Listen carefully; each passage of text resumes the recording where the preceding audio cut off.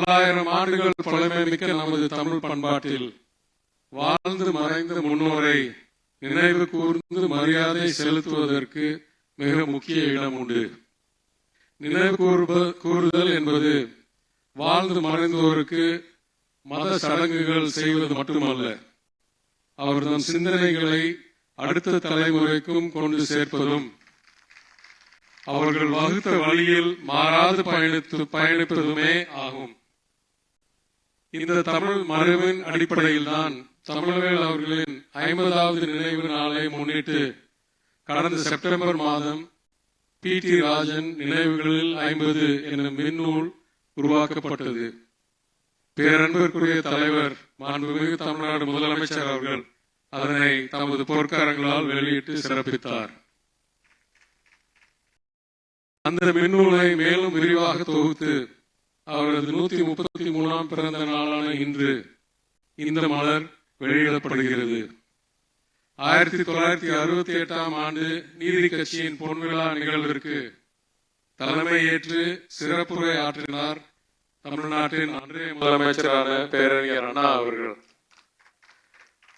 1973ஆம் ஆண்டு தமிழவேல் அவர்களின் 82வது பிறந்த நாள் விழாவிற்கு தலைமை ஏற்று சிறப்பித்தவர் அன்றைய தமிழ்நாடு முதலமைச்சர், நமது உள்ளத்தில் என்றைக்கும் வாழும் முத்தமிழ் அறிஞர் கலைஞர் அவர்கள். அவ்வகையில் இன்று இந்த நூலை வெளியிட மாண்புமிகு முதலமைச்சர் அவர்கள் தமது பணிச்சுமைக்கு இடையே வருகை தந்திருப்பது பேரறிஞர் அண்ணா, தலைவர் கலைஞர் வழியில் திராவிட இயக்க முன்னோடிகள் மீது அவர் கொண்டிருக்கும் மதிப்பும், எங்கள் குடும்பத்தின் மீதும் என் தந்தையார் தமிழ்நாட்டு பேரவையின் சட்டப்பேரவையின் முன்னாள் தலைவர் பண்பாளர் PTR பழனிவேல் ராஜன் அவர்களின் மீதும் அவர் கொண்டிருக்கும் அன்பின் வெளிப்பாடாக உணர்கிறேன். இன்றைக்கு நாட்டையே சர்வாதிகார இருள் சூழ்ந்துள்ளது. மாநில உரிமைகளை பறிக்கும் நடவடிக்கைகளை ஒன்றிய அரசு தொடர்ந்து மேற்கொண்டு வரும் இந்த காலகட்டத்தில் அதனை எதிர்த்து போராடி பல வெற்றிகளை குவித்து நாட்டிற்கே முன்னுதாரணமாக திகழ்கிறார் நமது மாண்புமிகு முதலமைச்சர் அவர்கள். அதற்கு மிக சமீபத்திய உதாரணமாக முதலமைச்சர் அவர்கள் வழிகாட்டுதலில் தமிழ்நாடு மேற்கொண்ட சட்ட போராட்டத்தின் விளைவாக மக்களால் தேர்ந்தெடுக்கப்பட்ட அனைத்து மாநில சட்டமன்றங்களின் மாண்பை காக்கும் வகையில் உச்ச நீதிமன்றம் வழங்கிய தீர்ப்பை கூறலாம்.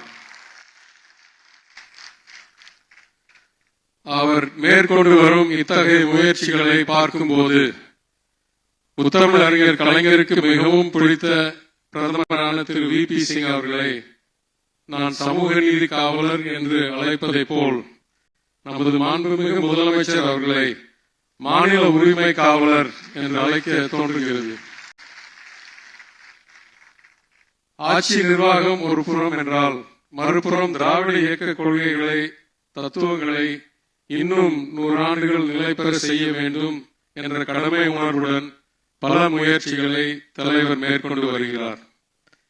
இந்த சூழ்நிலையில் இது போன்ற வரலாற்று தரவுகளை கொண்ட நூல் வெளியாவது திராவிட இயக்க முன்னோடிகள் பங்களிப்பை அடுத்த தலைமுறைக்கு கொண்டு சேர்க்க சிறிய அளவிற்காவது பங்களிக்கும் என நம்புகிறேன்.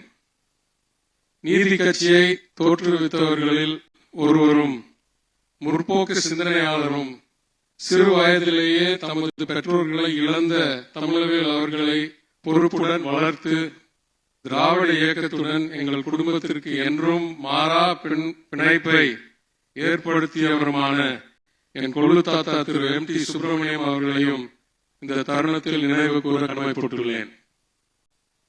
அத்தோடு நாடே போற்றும் உன்னத தலைவரின் திருக்கரங்களால் தமிழவேல் அவர்களின் வரலாற்றை பறைசாற்றும் இந்த மலரை வெளியிடுவதன் மூலம் ஒரு வழித்தோன்றலாக என் முன்னோர்களின் நினைவை போற்றும் பண்பாட்டு கடமையை இயன்றவரை நிறைவேற்றியுள்ளேன் என்ற உள்ளார்ந்த மகிழ்ச்சியையும் அடைகிறேன். என் தந்தை பண்பாளர் அவர்கள் இப்போது இருந்திருந்தால் நிச்சயம் மிகுந்த பெருமிதம் அடைந்திருப்பார் என்பதில் எனக்கு எந்த சந்தேகமும் இல்லை. அந்த நிறைவோடு இந்த பெருவிழாவிற்கு வருகை தந்துள்ள உங்கள் அனைவரையும் மீண்டும் ஒரு முறை எங்களது குடும்பத்தின் சார்பாக வருக வருக என வரவேற்று எனது உரையை நிறைவு செய்கிறேன். நன்றி, வணக்கம்.